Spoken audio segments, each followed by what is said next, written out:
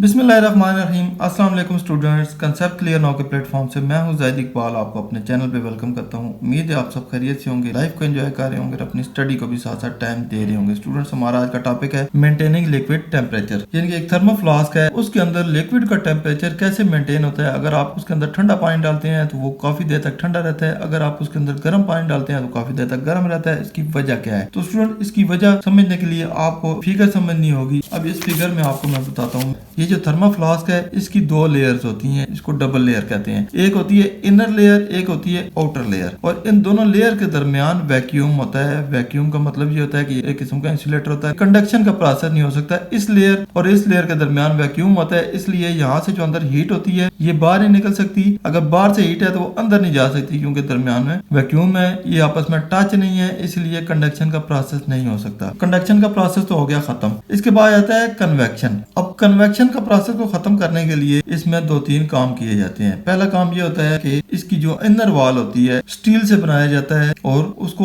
अंदर से silver coat किया जाता है। सिल्वर कलर हम बता चुके हैं कि वो रिफ्लेक्शन करता है, वो अब्सॉर्ब नहीं होने देता चीजों को। जब इसके अंदर गर्म चीज डालेंगे तो सिल्वर कलर की वजह से रिफ्लेक्ट बैक हो जाएगी उसकी हीट बाहर नहीं निकलेगी, इसकी अंदर ही रहेगी। इट मींस हीट लॉस नहीं होगा, गर्म चीज है तो गर्म ही रहेगी। अब इसका हीट लॉस रेडिएशन के जरिए हो सकता है ऊपर की तरफ, जैसे उसका ढक्कन होता है। तो उसके ढक्कन को क्या करते हैं कि प्लास्टिक से बनाया जाता है, प्लास्टिक की लिड होती है, ताकि ऊपर से ढक्कन दे तो वो एज ए इंसुलेटर काम करे और इस हीट को बाहर ना निकलने दे। तो कन्वेक्शन का प्रोसेस भी नहीं होगा और ना ही यहाँ से रेडिएशन का प्रोसेस होगा। इसमें क्या होगा कि वैक्यूम की वजह से कंडक्शन का प्रोसेस नहीं होगा, अंदर जो रिफ्लेक्शन होगी यानी कि सिल्वर कोट होगा और स्टील की बनी होगी, ये रिफ्लेक्शन नहीं होने देगी। इट मीन इसकी हीट बाहर नहीं निकलेगी। और ऊपर जो लिड प्लास्टिक की होगी, इसके अंदर रेडिएशन का प्रोसेस नहीं होने देगी, रेडिएशन की वजह से हीट लॉस नहीं होने देगी, इसलिए हीट अंदर ट्रैप रहेगी और यहाँ से निकलेगी नहीं। अगर आपने गर्म चीज डाली है तो गर्म ही रहेगी, ठंडी चीज डाली है तो ठंडी रहेगी। तो स्टूडेंट्स, वीडियो का बकायदा आगाज करने से पहले आप सब दोस्तों से रिक्वेस्ट है, चैनल को सब्सक्राइब करें, वीडियो को वॉच करें, साथ साथ लाइक का बटन जो अंगूठे का निशान है उसको दबा दिया करें। आप लोगों के लिए जो मैं एफर्ट करता हूँ, आप वीडियो को लाइक करते हैं, इससे मेरा हौसला बढ़ जाता है। वीडियोस को दोस्तों के साथ, कजन्स, रिलेटिव्स, क्लासमेट के साथ लाजमी शेयर करें। पॉजिटिव माइंड से किसी के साथ नेकी करेंगे, आपके साथ भी नेकी वाला मामला होता है। बेल आइकन जो घंटी का बटन है उसको लाजमी दबाएं, ताकि मेरी नए आने वाली नोटिफिकेशन, वीडियोस और टॉपिक्स टाइमली आपको मिल सके और आपको किसी किस्म की परेशानी का सामना न करना पड़े। वीडियो का बकायदा आगाज करते हैं। मेंटेनिंग लिक्विड टेम्परेचर, यानी कि लिक्विड का जो टेम्परेचर होता है कैसे मेंटेन होता है थर्मो फ्लास्क के अंदर। कहता है wrapping an insulator around a hot object और अराउंड अ हॉट या cold liquid containing object can reduce the flow of heat. अगर किसी हॉट या कोल्ड ऑब्जेक्ट को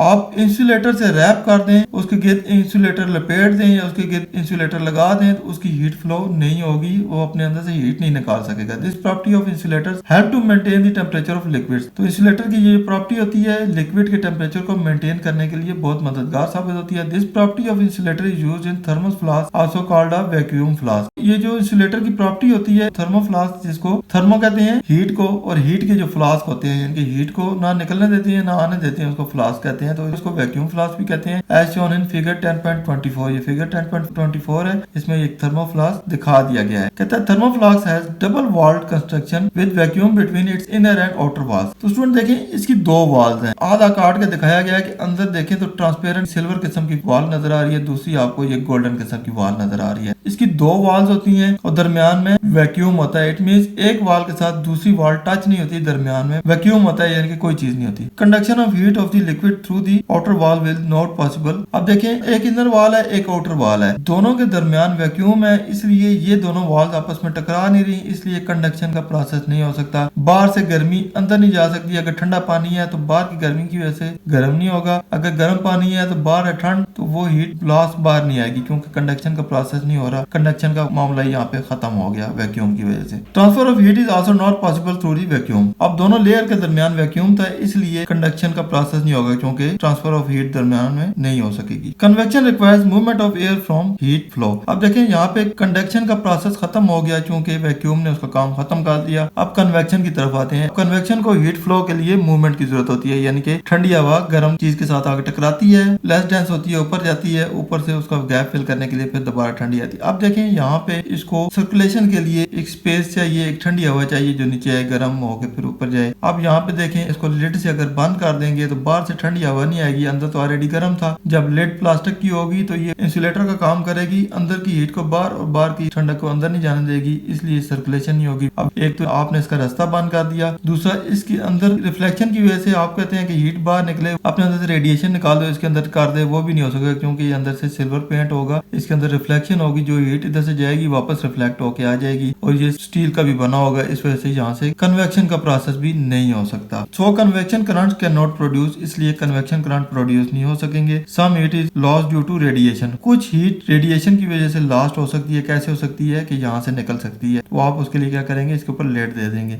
to minimise heat loss due to radiation inner walls of the flask are silvered, इसके जो heat loss होगा radiation की वजह से आप क्या करेंगे कि इसके अंदर सिल्वर पेंट कर देंगे। This reflects a significant portion of the radiant heat back toward the liquid inside minimising heat loss. तो जो सिल्वर पेंट होगा वो इसको वापस रिफ्लेक्ट कर देगा, इसकी हीट को बाहर एब्जॉर्ब होकर निकलने नहीं देगा और इसके अंदर से लेटेंट हीट उतनी की उतनी रह जाएगी, हीट लॉस नहीं होगा। Some of the heat can flow out due to conduction from the material of the flask and from the lid. Therefore, interior of the thermal flasks are now made of stainless steel which has low conductivity and lids are made of plastic which usually trap air for better insulation. Radiation की वजह से जो heat निकलती है उसको बचाने के लिए आप इनर वॉल को एक तो स्टेनलेस स्टील से बनाएंगे, उसकी वजह से वो नहीं निकलेगी, दूसरा इसके ऊपर जो लिड होगी वो प्लास्टिक की बनाएंगे ताकि वो एज ए इंसुलेटर काम करे और इस हीट को बाहर ना निकलने दे। तो आपने कंडक्शन कैसे कंट्रोल की, इसकी दो वॉल्स रखी और दरमियान में वैक्यूम लगा दिया, तो इस वजह से कंडक्शन नहीं हो सकी। अब कन्वेक्शन को कंट्रोल करने के लिए इसकी इनर वॉल को आपने सिल्वर कलर का बना दिया, जिसकी वजह से हीट रिफ्लेक्ट होकर वापस आ रही है, बाहर नहीं जा रही और वो सर्कल नहीं बन रहा जो कि इसकी डेंसिटी की वजह से ऊपर नीचे होता है, यानी कि गर्म हवा ऊपर जाती है, ठंडी नीचे आती है। वो काम भी आपने खत्म कर दिया। तीसरा हो गया कि इसने रेडिएशन की वजह से हीट लॉस करनी है, तो रेडिएशन की हीट लॉस खत्म करने के लिए इसकी इनर वॉल को एक तो आपने सिल्वर कलर का पेंट किया हुआ था, दूसरी स्टेनलेस स्टील की होगी ताकि वो रेडिएशन के प्रोसेस में भी पार्टिसिपेट ना करे और ये रेडिएशन बाहर ना निकले, और जो हीट ऊपर से निकलनी है वो प्लास्टिक का आप इसका ढक्कन बनाएंगे ताकि वो एज ए इंसुलेटर काम करे और ये हीट बाहर ना निकले। इस वजह से देर तक इसके अंदर पानी गर्म रह सकता है। तो स्टूडेंट्स, ये था हमारा आज का टॉपिक जिसमें हमने मेंटेनिंग लिक्विड टेम्परेचर के बारे में पढ़ा। उम्मीद है आपके सारे कॉन्सेप्ट्स क्लियर हो गए होंगे, बहुत कुछ सीखने को मिला होगा। वीडियो पसंद आए इसको लाइक, दोस्तों के साथ शेयर करें और ज़ैद इकबाल को दुआ में याद रखें। इंशाल्लाह नेक्स्ट इन्फॉर्मेटिव वीडियो के साथ जल्दी आपकी खिदमत में हाजिर होऊंगा। तब तक इजाजत दीजिए। अल्लाह हाफिज।